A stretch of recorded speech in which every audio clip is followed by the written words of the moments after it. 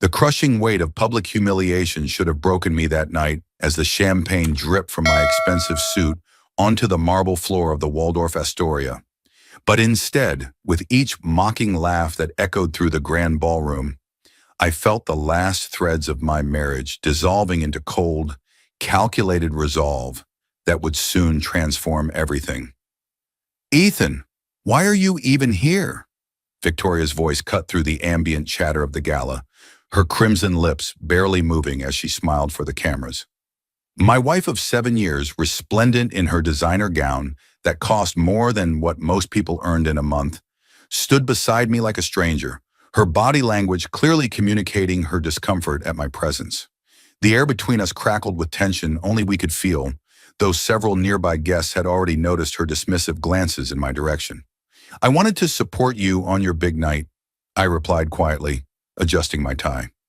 It wasn't a designer label like hers, just a simple charcoal suit that felt suddenly inadequate under the crystal chandeliers that bathed Manhattan's business elite in flattering golden light. The champagne in my hand remained untouched.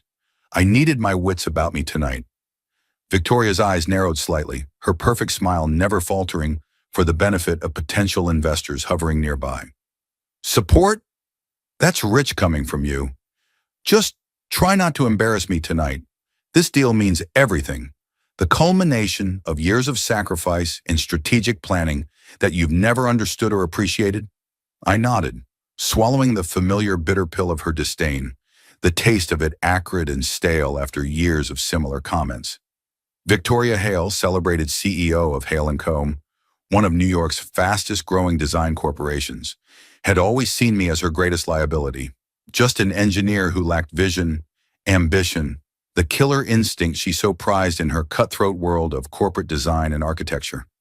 If only she knew the truth that lay beneath the facade of our increasingly hollow marriage. The ballroom glittered with New York's business royalty, gathered to witness the signing of a historic $550 million partnership between Hale & Cummers and Titan Developments. Victoria's crowning achievement after years of relentless climbing, stepping on competitors, colleagues, and ultimately her own husband. I watched her work the room with practiced precision, her laughter ringing hollow, her eyes constantly scanning for more important connections than the one she had pledged herself to 7 years ago.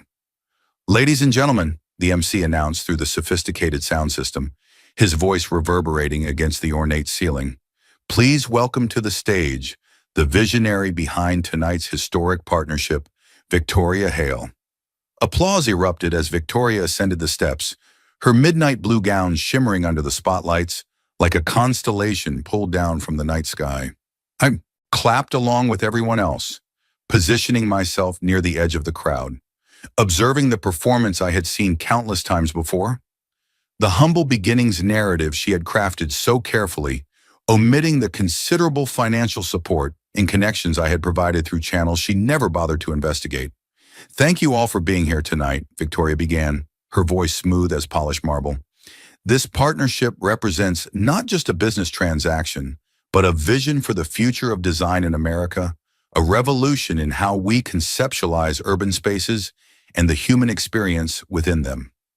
She spoke eloquently about innovation, about breaking barriers, about the future of architectural design merging with environmental consciousness. Not once did she acknowledge my presence or contribution to her journey. I was used to it, had grown accustomed to the erasure of my role in her success story. The familiar ache of disappointment had long since dulled to a numb acceptance. "And I must thank my extraordinary team, without whom none of this would be possible," she continued, gesturing toward her executives in the front row, each one dressed in designer clothes purchased with salaries inflated by projects I had quietly steered toward Hale & Co. through my network. Someone nudged me forward. "She's talking about you too, man. You should be up there with your wife on her big night," a well-meaning stranger whispered, unaware of the complex reality behind our marriage. I shook my head but found myself pushed toward the stage anyway by guests who assumed I should be sharing this moment of triumph. Victoria's eyes widened almost imperceptibly as I approached, a flash of panic quickly disguised behind her professional smile. The room quieted as I stepped onto the platform beside her, the sudden silence amplifying the sound of my footsteps across the polished stage. Ah, and here's my husband, everyone, she announced with a brittle laugh that sent warning signals to those who knew her well. Ethan likes to show up for the champagne and celebration after all the hard work is done. Don't you, darling? Nervous chuckles rippled through the audience. I remained silent, watching her carefully, noting the slight flush creeping up her neck. Not from embarrassment, but from anger at my unexpected intrusion into her carefully choreographed moment. Ethan works in engineering, she continued, her tone shifting to something dangerously sweet that made my spine stiffen in preparation for what would come next. He designs little bridges and infrastructure components while I build empires and transform skylines. We each have our place, I suppose. More laughter, less nervous this time. I felt hundreds of eyes on me, assessing, judging, pitying the husband so clearly overshadowed by his dynamic wife. Victoria's hand gripped my arm, her manicured nails digging through my jacket with enough force to leave marks, a physical warning to play along with her narrative. What Victoria means, I started to say, reaching for the microphone, my patience finally wearing thin after years of similar public diminishment. She pulled it away with practiced grace, her smile tightening.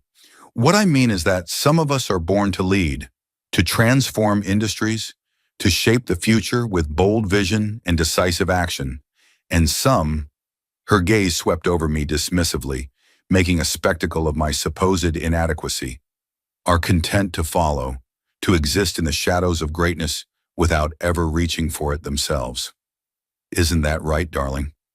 The room grew uncomfortably silent, the collective intake of breath almost audible as the assembled business elite recognized the line being crossed. A camera flashed, then another, tomorrow's tabloid fodder capturing itself in real time. Victoria, I whispered, leaning close to her ear. This isn't the place for whatever point you're trying to make. Actually, it's exactly the place, she cut me off, voice raised enough for the front rows to hear clearly. Everyone here understands ambition, vision, taking risks to achieve greatness. Everything you've avoided your entire life while I dragged us both toward success, despite your constant caution and limitation. I stood perfectly still, aware of the disaster unfolding, but strangely calm, almost detached as I watched her self-destruct before my eyes. 7 years of calculated patience, of building my empire in shadow while she constructed her facade in the spotlight, crystallized into this perfect moment of revelation. You've been dead weight on my journey for years, she continued, her voice rising with each word, intoxicated by her moment of triumph and the 3 glasses of champagne I'd watched her consume in rapid succession. Do you know what it's like trying to soar with someone determined to keep their feet on the ground? To have your own husband question every ambitious move, every necessary risk? To come home to that energy-draining doubt night after night? A suited executive from Titan Development stepped forward, clearly uncomfortable with the public airing of marital grievances. Perhaps we should proceed with the signing portion of the evening. No, Jack, it's fine, Victoria waved him off, her composure slipping further as she recognized her unprofessional behavior, but seemed unable to stop herself. My husband just surprised me by showing up uninvited to the most important night of my career. The night I secure a legacy while he... What did you do today, Ethan? File some paperwork? Check some calculations on another forgettable project no one will ever associate with your name? The crowd shifted uncomfortably, conversations rising to cover the awkwardness. Phones were raised, recording. Tomorrow's business news taking shape in real time, a career-defining moment transforming before their eyes into a career-threatening spectacle. Victoria, you've had too much to drink, I said quietly, reaching for her elbow to guide her away from the microphone before she could damage her reputation further. She jerked away, losing balance slightly, champagne sloshing in her glass and spilling onto the sleeve of her couture gown. Don't touch me. Don't you dare try to control this moment like you try to control everything else with your quiet disapproval and practical concerns. I'm not trying to control anything. I maintain my calm exterior while inwardly counting down to the culmination of years of planning. I'm trying to help you save face before you say something you'll regret tomorrow. Really? Because that's your specialty, isn't it? Controlling through mediocrity, making me feel guilty for having ambitions beyond a subdivision in Connecticut and a sensible investment portfolio, for wanting more than your precious moderation in all things. I remained composed, watching her unravel thread by thread on the very stage where she had expected to cement her triumph. The symmetry was almost poetic. "You know what?" She raised her voice, addressing the crowd now, too far gone in her champagne-fueled resentment to recognize the career suicide she was committing. "This man has been the biggest obstacle to my success since the day we met, always questioning, always doubting, always reminding me of limitations and practicalities when I needed support and belief." The Titan executive stepped forward again, desperation evident in his expression. "Mrs. Hale, perhaps we should take a brief intermission before the signing." "It's Ms. Hale professionally," she snapped, her eyes never leaving mine as years of suppressed resentment found their outlet. "You want to know the truth, Ethan? I've succeeded despite you, not because of you. Every milestone, every achievement came from my vision, my determination, my willingness to take risks while you counseled caution and restraint. And then it happened. The moment that would be replayed on business channels, social media, and gossip sites for weeks to come. Victoria, in her rage and triumph, lifted her champagne glass and deliberately poured its contents directly onto my chest. "There," she said as the golden liquid soaked through my shirt and expensive jacket. "Now you can leave. Go back to your safe, small life and leave the real achievements to those with the courage to claim them." The gasps were audible throughout the ballroom. Cameras flashed frantically. I stood motionless, champagne dripping from my chin onto my ruined shirt, my eyes locked with hers in perfect stillness. For the first time that evening, I smiled. The small, knowing smile seemed to unnerve her more than any reaction she'd anticipated. She took a half step back, sudden uncertainty clouding her expression as something in my demeanor finally penetrated her anger. "Congratulations on your deal, Victoria," I said quietly, my voice somehow carrying through the silent room. "I hope it's everything you believe it to be." I stepped off the stage, walking slowly through the parted crowd. No one stopped me. No one spoke. I felt their gazes, pitying, curious, embarrassed.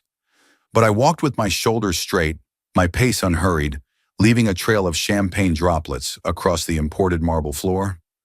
Outside, the night air hit my damp shirt, sending a chill down my spine that had nothing to do with temperature. I didn't call for the valet to retrieve my modest car, parked among the Bentleys and Maseratis. Instead, I walked half a block to where Marcus, my most trusted employee, waited with the vehicle Victoria had never seen. "Everything go as expected, sir?" he asked, opening the door to the black Cadillac with tinted windows that cost more than Victoria thought I earned in a year. "Exactly as expected," I replied, sliding into the back seat. I pulled out my phone and dialed a number I rarely used, reserved for contingencies such as tonight. "It's time," I said when the line connected. She made her choice. Execute everything as planned. No hesitation, no mercy. I ended the call and leaned back against the hand-stitched leather seat, closing my eyes briefly. 7 years of marriage, 3 years of meticulous planning, one night to change everything. "Where to, sir?" Marcus asked, his eyes meeting mine in the rearview mirror, with understanding that came from years of loyal service. "The tower," I replied. "I need to be there when it happens." As the car pulled away from the curb, I didn't look back at the glittering hotel where Victoria was about to experience the beginning of her spectacular downfall. I didn't need to. I'd orchestrated every detail of what would follow with the precision of the engineer she so casually dismissed. What Victoria never understood, what no one in her social circle understood, was that my quietness wasn't weakness. My patience wasn't complacency. My careful planning wasn't lack of ambition. And my engineering background wasn't limited to little bridges, but extended to the careful construction of corporate empires that operated in shadow.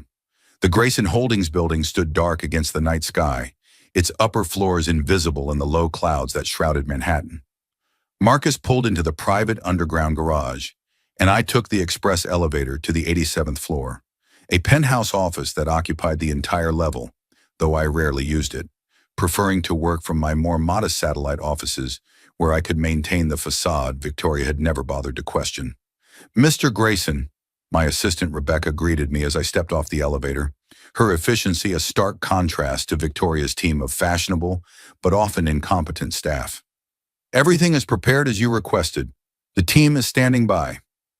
The wall of monitors in my private office displayed various news feeds, social media reactions beginning to spread across Twitter and Instagram, and most importantly, the live feed from the gala.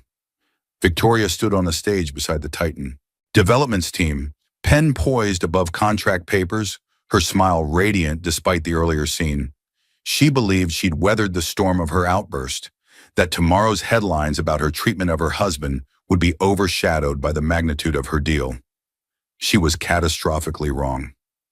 "Rebecca, please send in the team," I said, not taking my eyes off the monitors where Victoria's triumphant moment balanced on a precipice she couldn't see.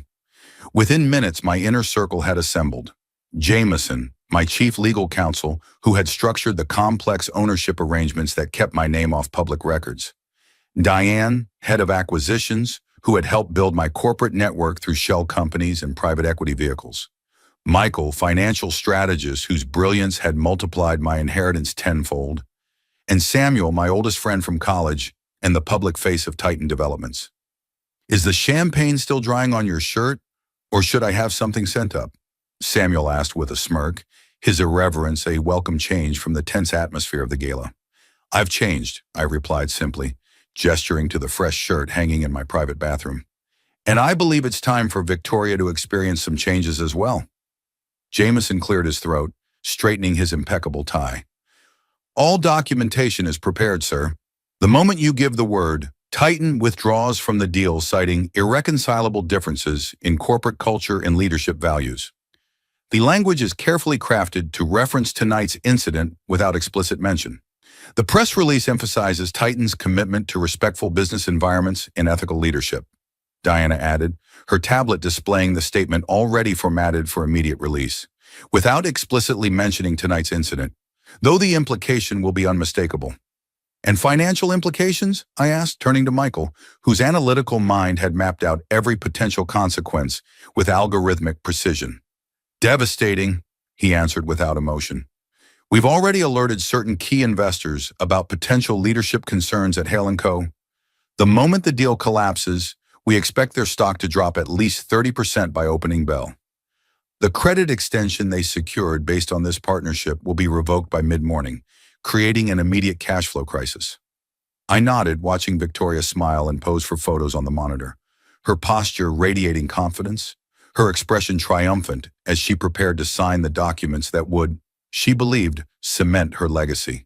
She looked so certain of her victory, so unaware of the trap closing around her. "Samuel," I said quietly, "you're up." Samuel straightened his tie and nodded grimly. "I never liked her, Ethan. Too much ambition, not enough substance. The champagne incident just confirmed what I've always thought." "Your personal feelings are irrelevant," I replied coldly. "This isn't about emotion, it's business. She made a business decision to humiliate me, and now she'll face the business consequences." On the monitor, I watched Samuel return to the ballroom, walking briskly toward the stage with the confidence of someone used to commanding attention. He whispered something to Jack, the public-facing executive who'd been handling the signing. Jack's expression shifted from confusion to shock to grave understanding. Victoria noticed, her smile faltering as she registered the change in atmosphere. "Mr. Reynolds from Titan's legal team is approaching with the termination notice," Rebecca narrated unnecessarily, as we all watched the drama unfolding in high-definition clarity. Victoria's face transformed as she read the document thrust into her hands. Confusion, disbelief, panic. The blood visibly drained from her face as she looked up at Samuel, mouth-forming questions no one could hear through the muted feed. Samuel merely shook his head and stepped back, gesturing for his team to exit the stage. The cameras continued to flash, capturing Victoria's mounting horror as she realized her triumph was evaporating before her eyes. The contract papers remained unsigned, the pen slipping from her fingers and rolling across the table unnoticed. "Sir," Jameson said tentatively, "are you certain this is how you want to proceed? The collateral damage to Hale & Co. will be extensive. Many innocent employees." This isn't vengeance, James. It's correction, I interrupted, turning from the screens to face my team directly. Victoria built her success on manipulating others, taking credit for work she didn't do, and stepping on anyone in her path, including me. But I've planned for the innocents caught in the crossfire. But the collateral damage will be minimized, I stated firmly. The employees of Hale and Conyer will be absorbed into appropriate positions within our subsidiaries. No one loses their livelihood except those who helped her climb by pushing others down. I've already identified the key talent worth salvaging and created positions for them. I moved to the window, looking out over the city I'd quietly shaped while Victoria thought I was designing little bridges and calculating load-bearing capacities. My reflection stared back at me, resolute and unfamiliar even to myself. 7 years, I said softly. 7 years watching her become someone I don't recognize. Someone who would humiliate her husband publicly without a second thought. Someone who would pour champagne on the man she once claimed to love for the crime of being less ambitious than she desired. No one spoke. They knew the story, how I'd met Victoria when she was a talented but struggling designer with big dreams and a warm heart. How I'd fallen for her creativity, her passion, her drive that seemed then like determination rather than ruthlessness.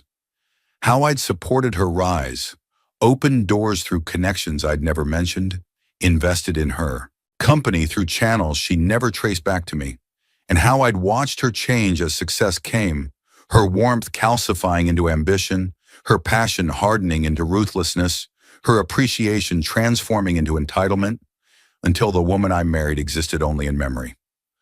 The news cycle begins in 20 minutes, Rebecca reminded gently.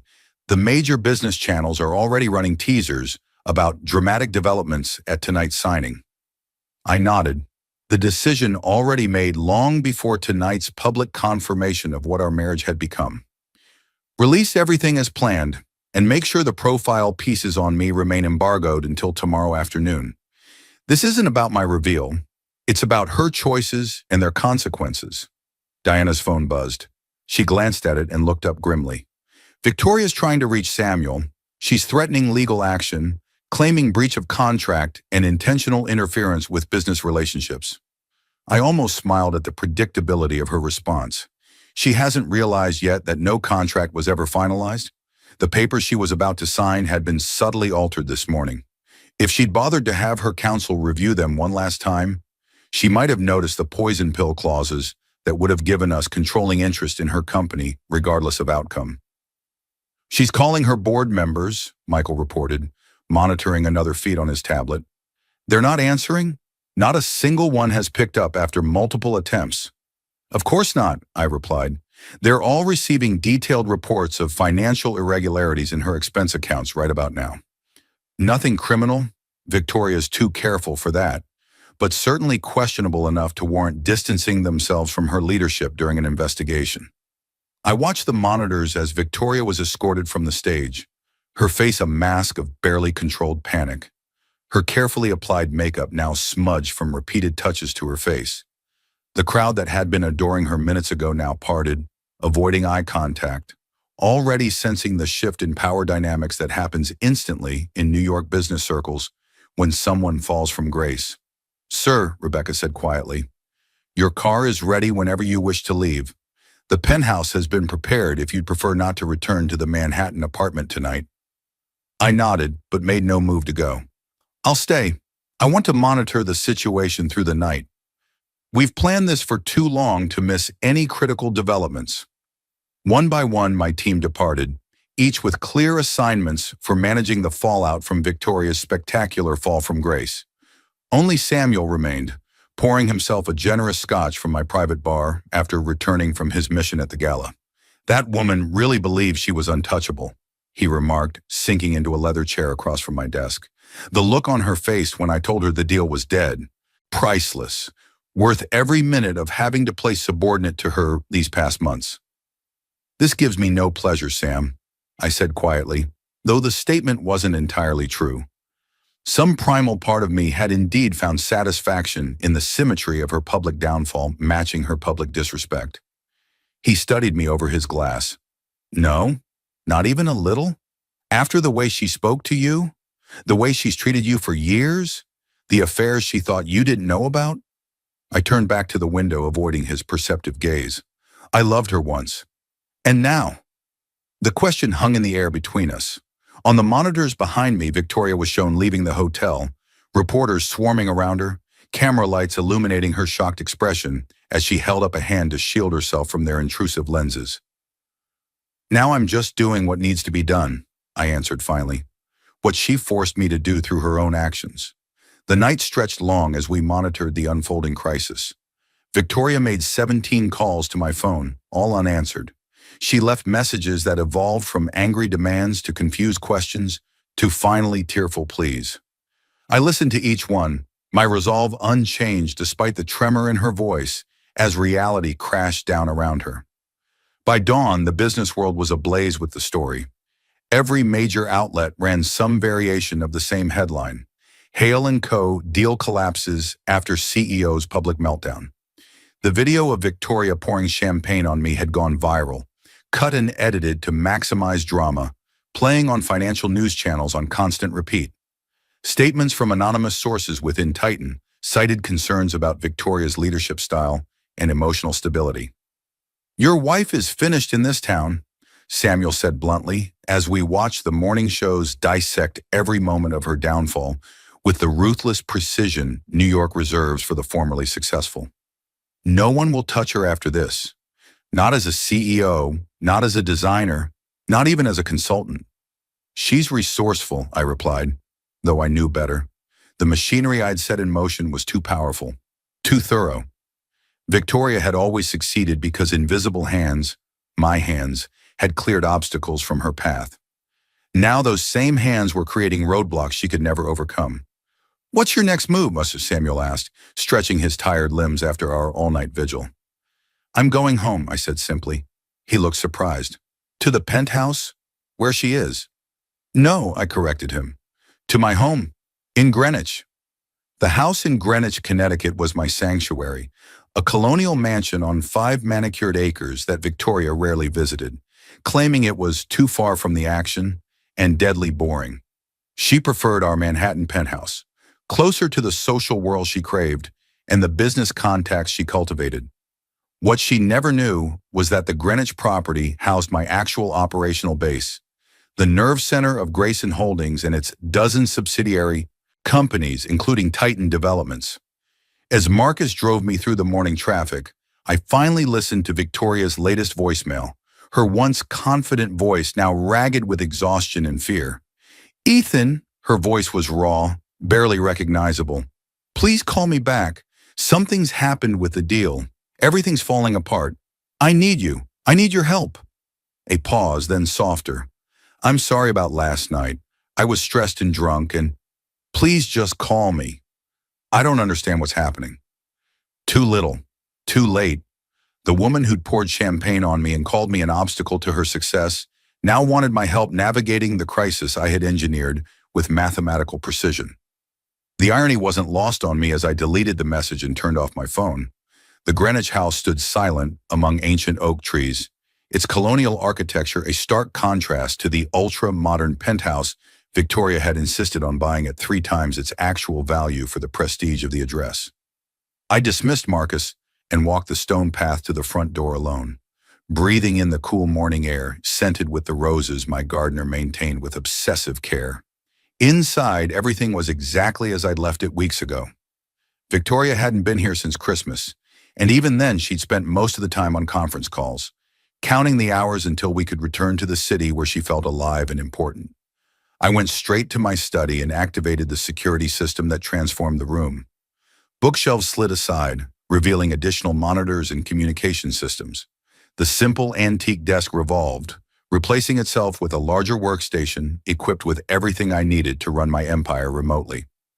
Rebecca's face appeared on the main screen. "Good morning, sir. I trust the drive was uneventful?" "It was," I confirmed. "Status report?" Hale & Comer's stock opened down 42%. Trading was temporarily halted due to volatility. Their credit line has been frozen pending review, and 3 board members have resigned, citing personal reasons but clearly distancing themselves from the company's troubles. I nodded. unsurprised by developments that followed the scenario we had gamed out months ago. And Victoria? Currently at your Manhattan penthouse. She's made 23 attempts to contact you and has called her attorney 11 times. Her assistant quit an hour ago, along with her head of communications and 2 senior designers who received our discreet employment offers. Has she made any public statements? A brief, ill-advised Instagram post claiming sabotage and gender discrimination. It was deleted within 20 minutes, but not before several news outlets captured screenshots. Her social media manager has also resigned, citing a toxic work environment. I sighed. Victoria was panicking, making rookie mistakes that only accelerated her downfall. Part of me had expected more resilience, more strategic thinking in crisis. The woman I'd married would have found a way to counterattack, to turn disaster into opportunity. This fragile, reactive person was a stranger wearing my wife's designer clothes.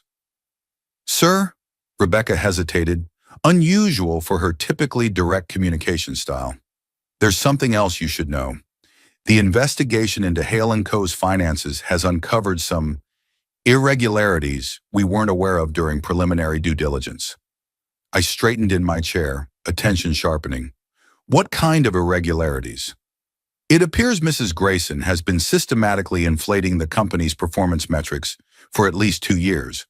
Nothing that would qualify as criminal fraud under strict interpretation, but certainly misleading to investors.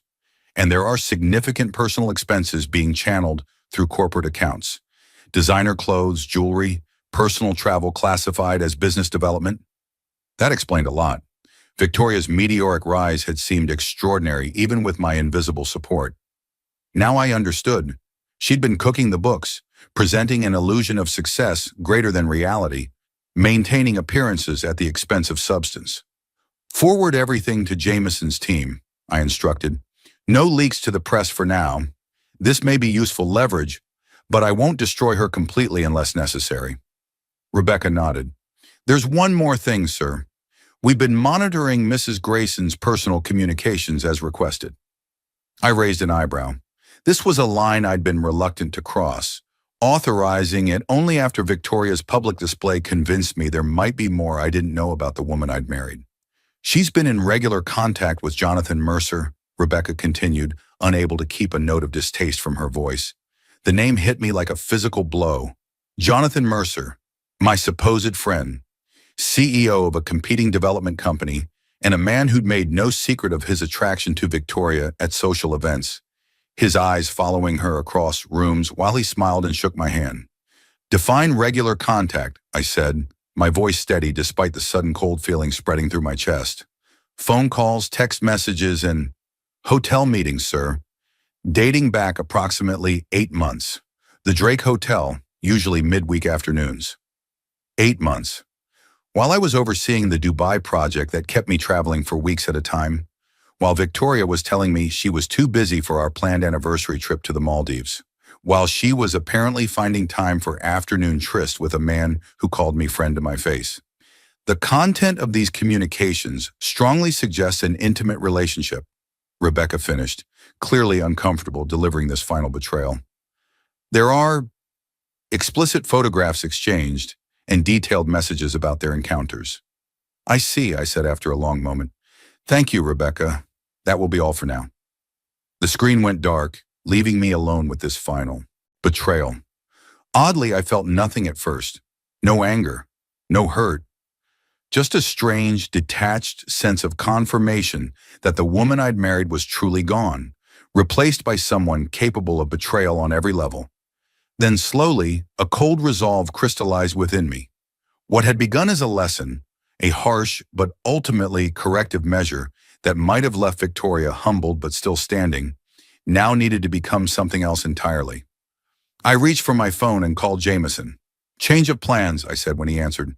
Victoria doesn't just lose the deal, she loses everything. The next 72 hours passed in a blur of strategic calls, legal maneuvers, and careful information releases. I worked almost without sleep, orchestrating Victoria's complete professional dismantling with cold precision that surprised even my closest advisors. By the third day, Hale & Co. stock had lost 70% of its value. Major clients were publicly distancing themselves, canceling contracts with penalty payments they were willing to make rather than maintain association. The board had called an emergency meeting to discuss Victoria's removal, and the financial press had begun investigating the accounting irregularities, tipped off by anonymous industry sources. I was reviewing the latest reports when my security team alerted me through the intercom. "Sir, Mrs. Grayson has just passed through the main gate. She's approaching the house." I glanced at the surveillance feed on one of my monitors. Victoria's white Mercedes was indeed coming up the driveway, moving too fast, nearly clipping a decorative stone planter. I'd been expecting this confrontation, though not quite so soon. "No interruptions," I instructed the team. "Whatever happens, whatever you hear, do not enter unless I activate the emergency signal." I deactivated the study's security systems, returning it to its innocent appearance as a traditional gentleman's study with leather-bound books and hunting prints. Then I poured myself a scotch and waited, seated behind the antique desk that concealed so many secrets. The front door slammed open with enough force to rattle the windows. Victoria's heels clicked rapidly across the marble foyer, the sound growing louder as she approached my sanctuary. "Ethan!" she shouted, her voice hoarse. "I know you're here. Your security thugs wouldn't let me in unless you were." I didn't answer, taking a slow sip of my drink instead, preparing myself for the confrontation 7 years in the making. She found me moments later, bursting into the study with wild eyes and disheveled hair, so unlike her usual perfectly coiffed appearance that cultivated effortless elegance. Her designer outfit was wrinkled, her makeup smudged as if she'd been crying and hastily tried to repair the damage. The woman who never allowed herself to be seen less than perfect now stood before me, coming apart at the seams. "You," she said, stopping abruptly when she saw me sitting calmly behind my desk. "What have you done?" "Hello, Victoria," I replied evenly. "You look tired. Would you like a drink?" She stepped closer, her composure cracking further with each step. "Don't you dare! Don't you dare sit there looking so smug while my life falls apart around me." "Your life or just your career?" I asked, genuinely curious which she valued more. "They're the same thing," she cried, slamming her hands on my desk hard enough to knock over a crystal paperweight. "You know they're the same for me. Everything I've worked for, everything I've sacrificed for, is disintegrating. And somehow, it all leads back to you." I set my glass down carefully on a coaster. "How did you reach that conclusion?" "Because it's too coordinated, too precise." Victoria's voice rose hysterically as she paced the room like a caged animal. "The deal collapses the same night we had that scene. Then my investors pull out simultaneously. Then my board turns on me without warning. Then the press starts circling like vultures with information they shouldn't have. It's a takedown, not a coincidence." Her perception had always been one of her strengths, her ability to connect dots and see patterns that others missed. It had served her well in business, though never well enough to see through the careful construction of my separate life. "And what made you think I could orchestrate something of that magnitude?" I asked quietly. "I'm just an engineer who designs little bridges, remember? A man without vision or ambition, content to stay in my safe, small life while you soared?"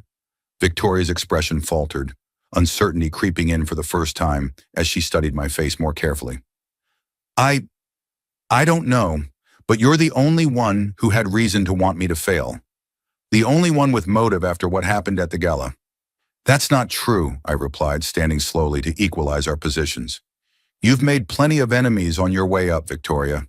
People you stepped on, deals you stole, colleagues you undermined. The business world loves a success story, but it positively celebrates a spectacular fall." She shook her head frantically, blonde hair whipping around her face. No, this is different. This is personal. This is calculated. This is someone with resources and influence I can't even identify."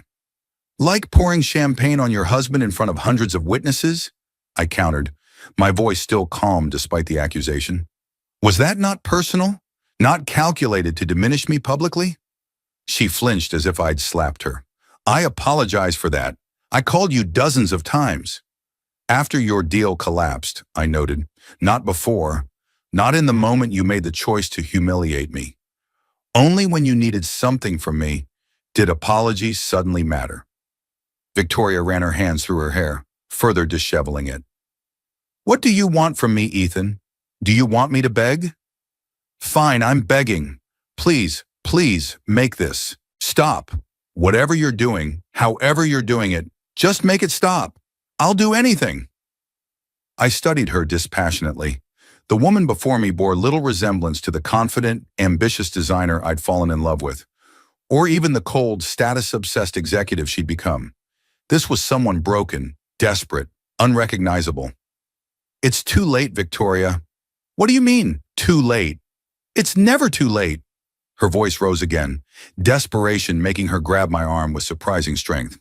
We can fix this. I can apologize publicly, say I was under stress, blame it on medication, anything. Just help me salvage what's left. I walked to the window, disengaging from her grip to look out at the gardens Victoria had never appreciated despite their careful design and maintenance. Do you know what Grayson Holdings is? She blinked, thrown by the apparent non sequitur. What? Your little consulting firm? What does that have to do with anything? I turned back to her, my decision crystallizing in the face of her complete lack of awareness. Grayson Holdings is the parent company of Titan Developments. Victoria stared at me, uncomprehending at first.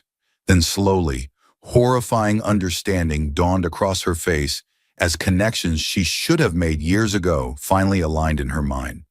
No, she whispered. That's not possible. That can't be possible. It's not just possible, it's reality, I replied calmly.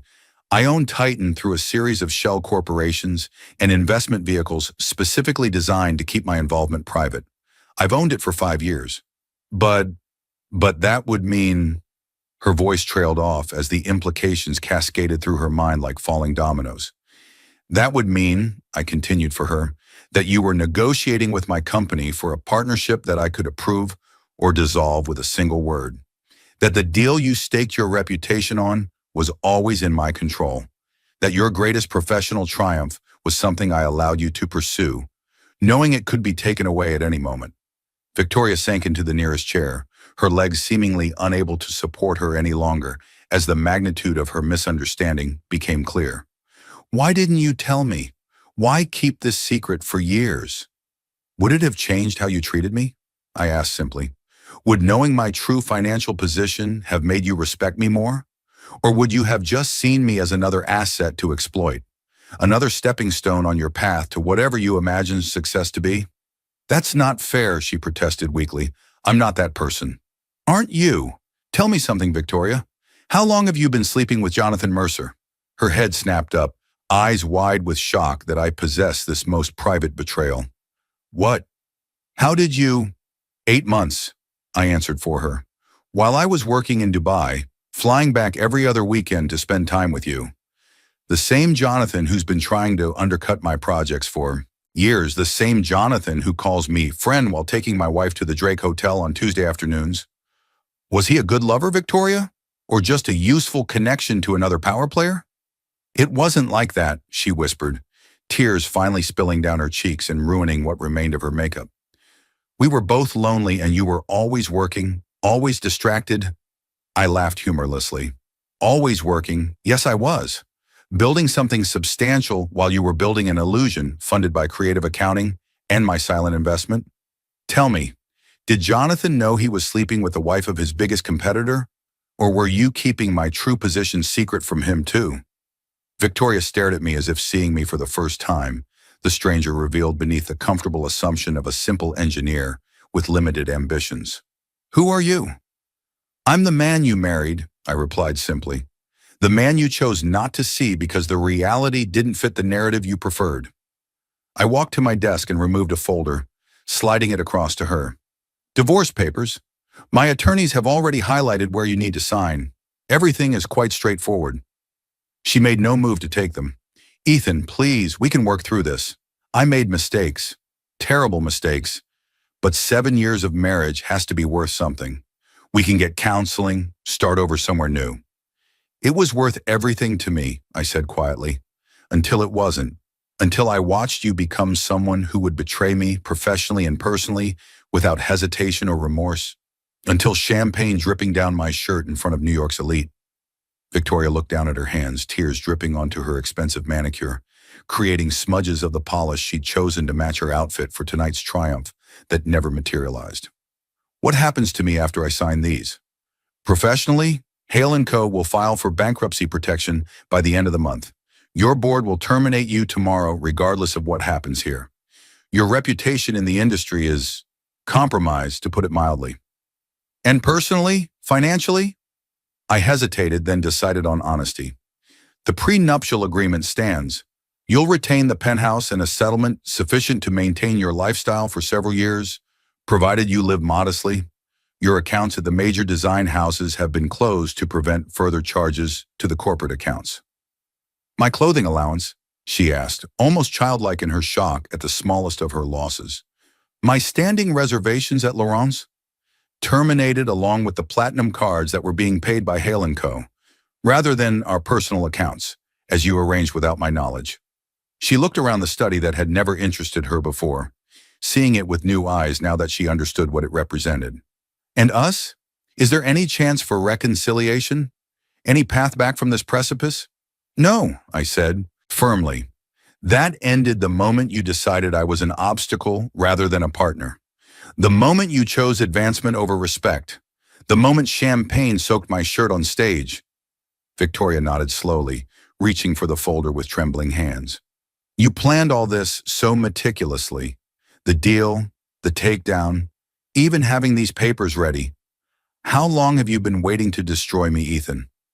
I considered the question carefully, wanting to give her the truth she'd never offered me. I wasn't waiting to destroy you, Victoria. I was waiting for you to remember who we were together. When you poured that champagne on me, I finally accepted you never would.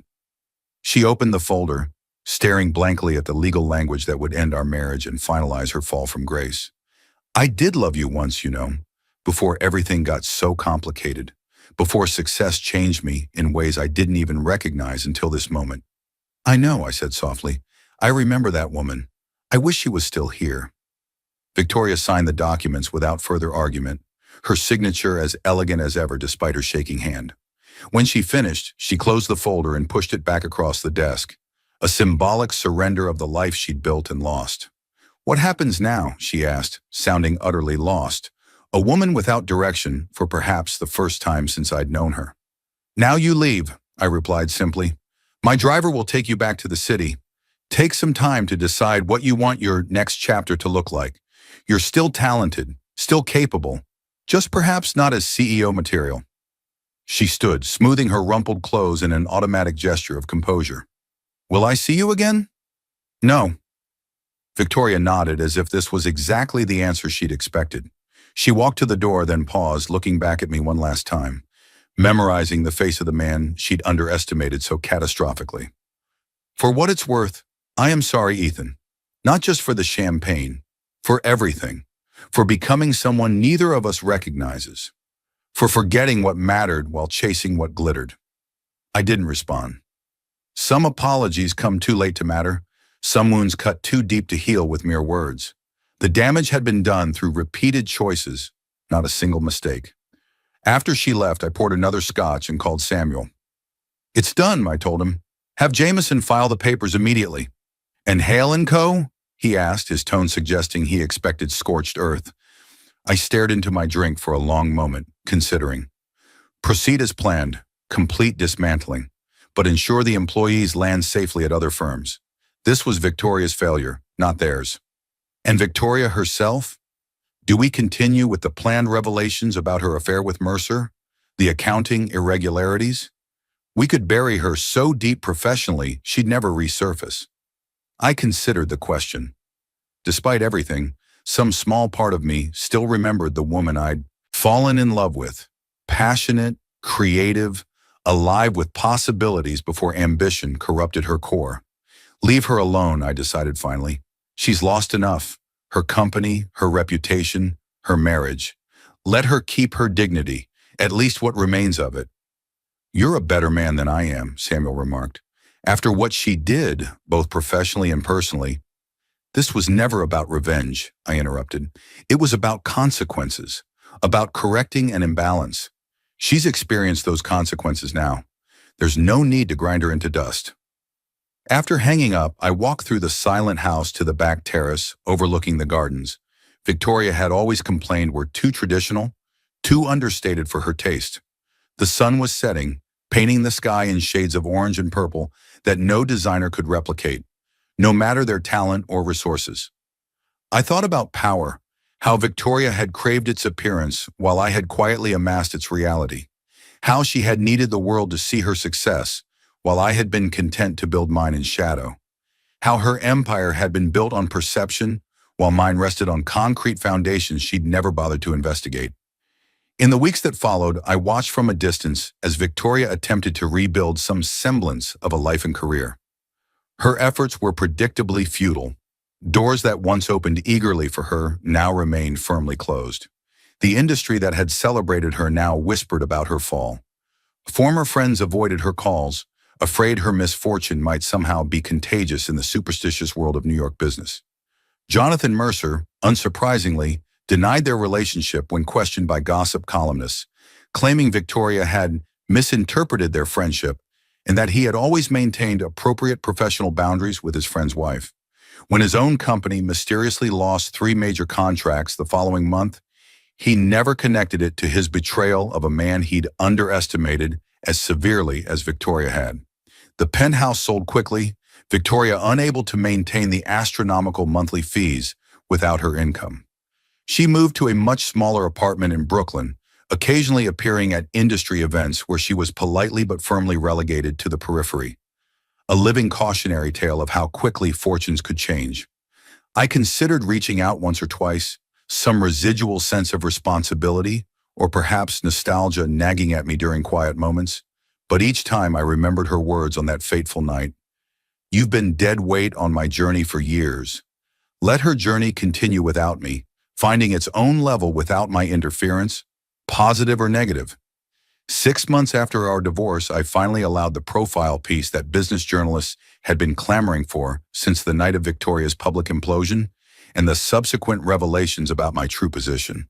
The Wall Street Journal ran it under the headline, "The Silent Titan: How Ethan Grayson Built a Billion-Dollar Empire in Secret."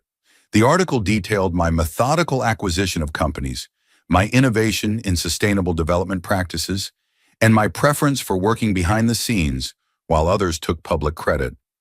It mentioned my marriage to Victoria only briefly, noting that, despite his connection to one of New York's most visible design personalities, Grayson maintained his characteristic privacy throughout their relationship. The morning it was published, I received a text from an unknown number. "I never knew you at all, did I? Congratulations on your empire." V. I didn't respond. Some conversations are better left ended, some chapters better left closed. If you like this story, please click the hype button. This video deserves to be popular. Have a nice rest.